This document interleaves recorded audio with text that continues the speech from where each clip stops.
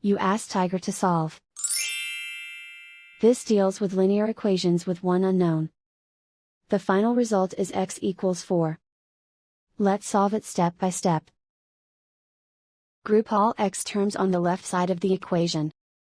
Subtract 6x from both sides. Group like terms. Simplify the arithmetic.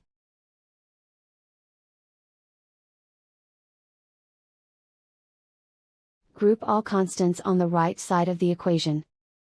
Subtract 20 from both sides. Simplify the arithmetic.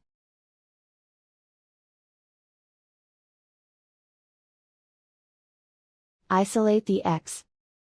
Divide both sides by -5.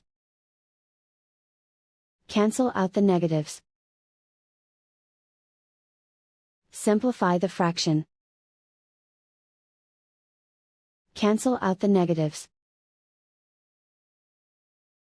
Find the greatest common factor of the numerator and denominator.